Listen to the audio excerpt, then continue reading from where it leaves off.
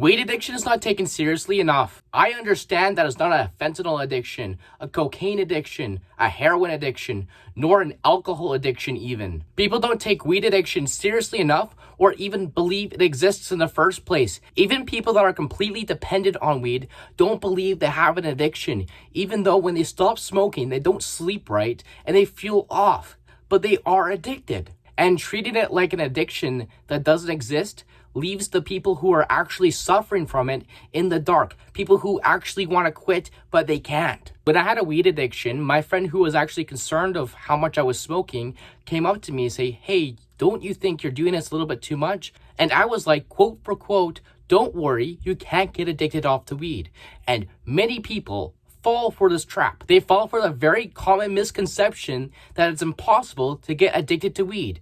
But in reality, 1 in 7 people who smoke weed will be addicted and dependent on it. And on top of that, the people who do know you can get addicted just say, "Oh, it's just weed, it's not that bad."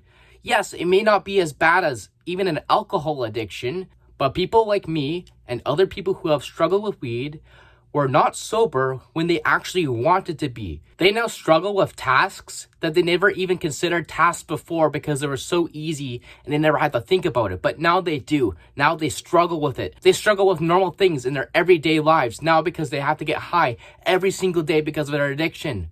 And you don't take it seriously. You know how fucking demeaning that is to them. I think the lesson I'm trying to say here is don't compare pain with each other.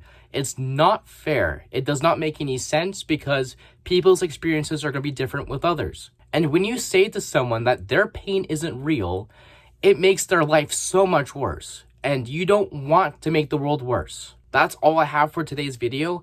If you like this kind of content, I would really appreciate it if you subscribe today. It would really help me out. Make sure to give a like and comment to this video so it can reach out to more people that need it. Remember to love yourself so you can save yourself.